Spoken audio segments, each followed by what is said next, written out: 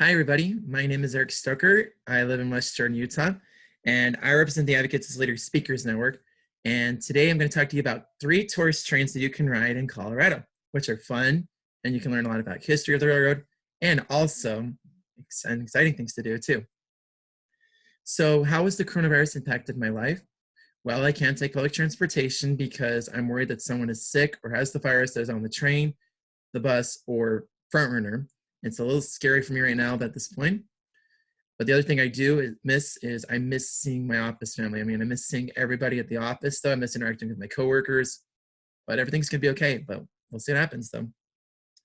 So let's jump into the 3 tourist trains you can ride in Colorado. And these are so fun. You're going to be thinking, wow, these are so cool. So our first stop, we're going to head to the town of Silver Plume. And while we're in Silver Plume, we're going to take a look at this railroad. This railroad is called the Georgetown Loop Railroad. Now, before the Georgetown Loop Railroad was a railroad, tourist railroad, it was actually part of a different railroad. That's right. So let's jump back in time, 1870s. 2 people by the name of William Loveland and Henry Tiller owned a railroad called the Colorado Central, and they wanted to connect to the silver mines of Georgetown. They had already built the standard gauge line between the towns of Denver and Golden, but they wanted to connect to the silver mines of Georgetown. So, the only way to get through there was to build a narrow gauge line. And so the construction on the railroad began in 1871, and in December of 1872, a year later, after they started construction, they reached the town of Blackhawk. Everything's going good for them. They're so excited. They want to get to Georgetown, right? Uh-oh, struck. Not something bad happened. In 1873, the economy crashed, and it really hurt William Loveland. His construction of his road only went 3.3 miles where it was halted. And William was nervous. He needed to get to Georgetown. So he reached out to Jay Gould and the Union Pacific Railroad and asked for help. And Union Pacific agreed to help him out. And so, thanks to his help, thanks to Jay Gould's help, in 1877, the road finally arrived in Colorado Springs. And 2 months later, in August of 1877, on the 1-year anniversary of when Colorado became a state, the railroad finally reached the town of Georgetown, Colorado. And here's a picture of what it looks like. This is actually what it looked like in 1878, a year after the railroad completed in Georgetown. So in 1880, 2 years after that picture was taken, the railroad was under control of the Union Pacific Railroad. However, way over the mountains of Loveland Pass and into the small town of Leadville, Colorado, there was this big silver strike that occurred. And other railroads were building into Leadville as fast as they could. And William Loveland and Jay Gould wanted to build into the town of Leadville as well. So, construction resumed on the line, but the road was under a new name this time. It was the Georgetown, Breckenridge, and Leadville Railroad, but the road was still under control of the Union Pacific Railroad. However, Silver Plume was 2 miles up the valley, and they had to go up to over 650 feet in elevation. So both workers started grading from Silver Plume and Georgetown. And so construction crews had to blast away large boulders and build retaining walls so the rocks wouldn't go on the tracks. In 1883, the tracks and low bridges were put into place in 1883. And during construction of the tracks crossed over Clear Creek 4 times, which is pretty cool though. However, work on their high bridge that they were building didn't start until October of 1883. But the construction was delayed due to problems with the design of the bridge and negotiations with the bridge design company. And the tracks were not laid until January of 1884. And here's a picture of what the high bridge looks like. This is what it looked like after they finally finished completion. So on March 10th, 1884, the tracks finally reached the town of Silver Plume. And the railroad was finally completed. It hauled freight, silver ore, and passengers for 55 years. And during that time, however, in 1889, the Colorado Central was taken over by the Colorado and Southern Railroad. And everything is going happy, right? Well, this story kind of has a sad ending for the Colorado and Southern Railroad. In November of 1938, the line from Idaho Springs to Silver Plume was torn up, and everything was silent. The roadbed was still there, but now the question was, will this railroad ever be rebuilt? The answer was yes. They decided to make it into a tourist line. In 1959, a couple years after the railroad was abandoned, there were talks about the tourist line being built between the towns of Georgetown and Silver Plume. So, 13 years later, after talks were about being their tourist line, reconstruction began, and in 1973, construction began on the tourist line. And 2 years after construction started, the first regular tourist train ran in 1975. And then 10 years later, construction was finally completed in 1985. It's pretty amazing. So my experience on the Georgetown Loop Road is it was an incredible train ride, and you are going to love it. And the cool part of this ride is you get to go across this high bridge. You can actually see the entire train, and it is incredible. And plus, the cool part is, though, you get to actually go on a mine tour as well. And that's one of the sights to see on this line, on this tourist road. Now, the Lebanon Mine Tours was opened in 1978. And that's one of the sights you can see. You get to go underground on a real mine, and it is so cool. But if you're going on the mine tour, just a reminder, please pack a jacket because it's cold down there. Now, if you're going to purchase tickets for this railroad, please make sure you buy them at the Silver Plume train station or the Devil Skateboarding area, which is the end of the line, or you can purchase them on their website.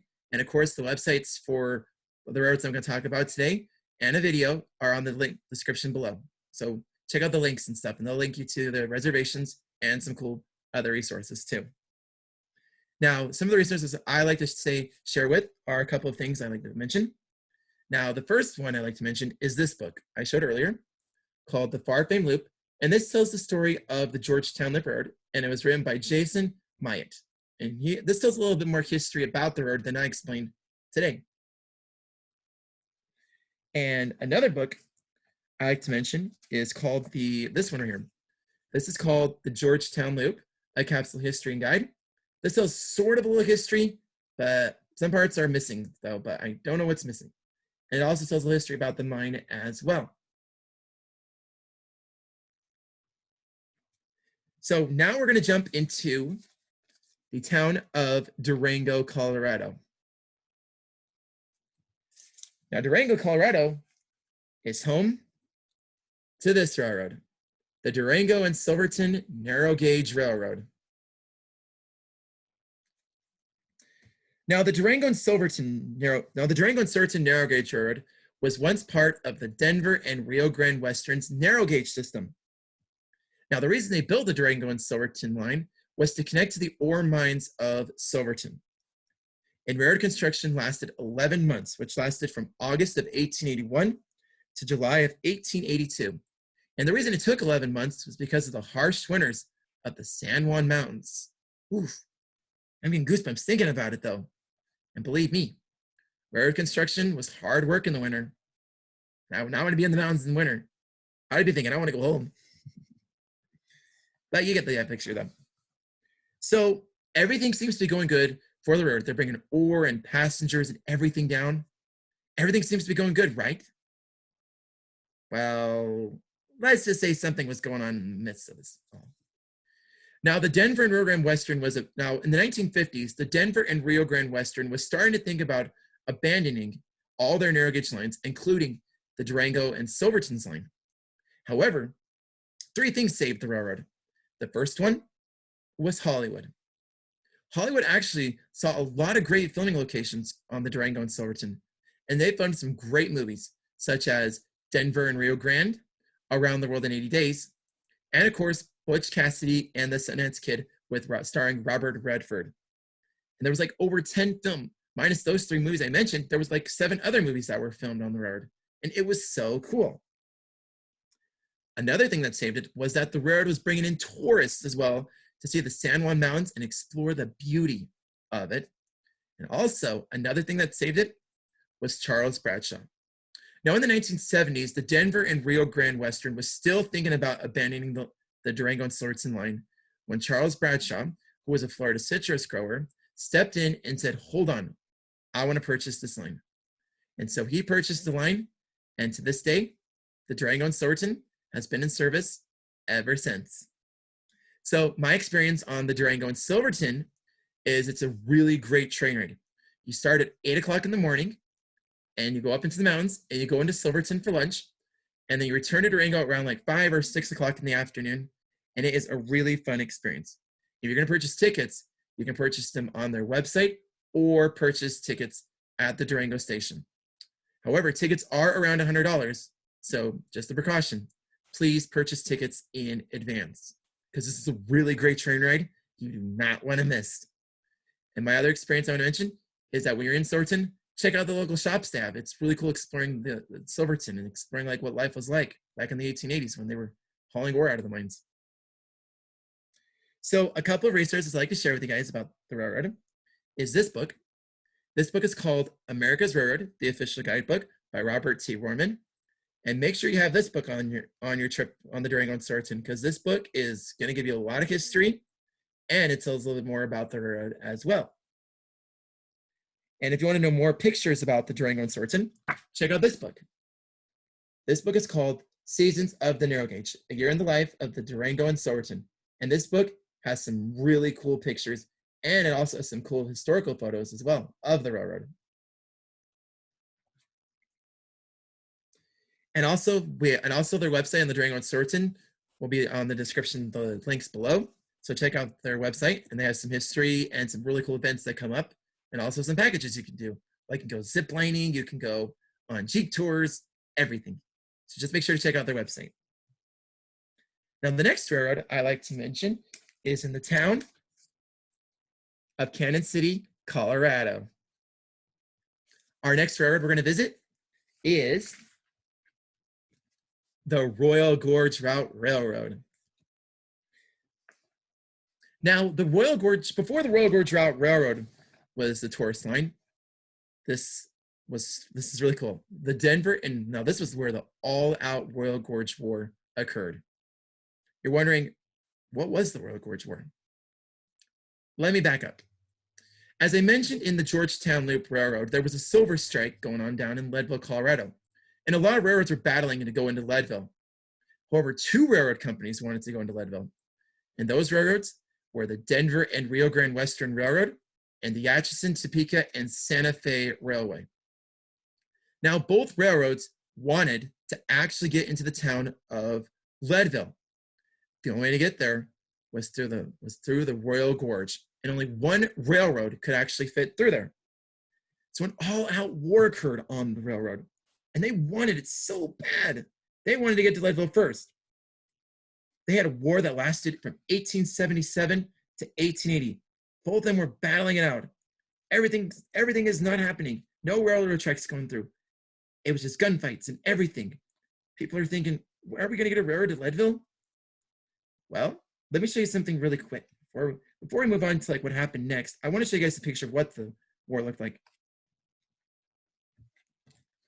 As you can tell, this is what it actually looked like.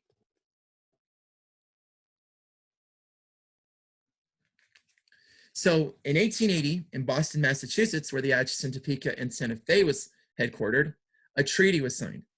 This treaty said that the Denver and Rio Grande Western could continue on to Leadville, but the Atchison, Topeka, and Santa Fe Railroad would have to end in Cannon City and not go into the Royal Gorge.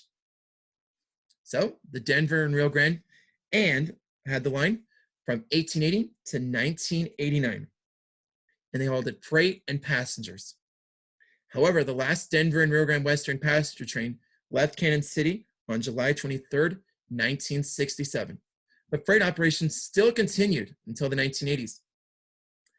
But in the final years of that route, things began to be sad. In 1983, the Cannon City Depot was boarded up, and freight service ended in 1989. And so, 8 years after freight service ended, the Union Pacific closed the Tennessee Pass route. But all was not lost, however. Union Pacific had wanted to keep the route between Rockdale and Cannon City, Colorado. And they were trying to think who would purchase 12 miles of route between those two cities. So, two people came on board. The Cannon City and Royal Gorge and the Rock and Rail Freight Line reached Union Pacific and said, "We'll take the line over." And so, Union Pacific gave it to them, and in May of 1989, the railroad had tourist operations. And my experience on this train ride is it's really cool. You get to go under this hanging bridge that's on the Royal Gorge, and it is a really cool bridge. You have to go check it out. And also, you'll see some of the remains from the Royal Gorge War between, as I mentioned earlier, between the Denver and Rio Grande Western and the Santa Fe Railway. And it's really cool. And of course, however, tickets are like $50 for adults and $44 for kids. And you can purchase tickets on their website, or you can purchase them at the station as well. Now, if you want to learn more about the history of the railroad and more about the war, check out this book. Doris P. Ostwald wrote this book. It's called Rails Through the Gorge, a mile-by-mile route guide of the Royal Gorge Route. And also in the description below, I've added a little YouTube video of what the war between the Denver and Rio Grande and the Santa Fe was like, though. It's a little 4-minute YouTube video. There'll be on the links in the description below. So take a look at that video. So some of the words of encouragement I like to give you guys out there is to never give up. Just keep going and stuff, and this will all be over, and just keep swimming, and just be yourself, be positive, and just keep going.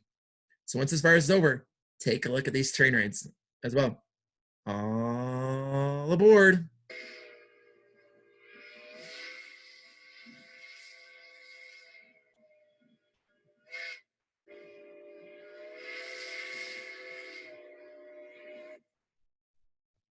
How's that, Amy?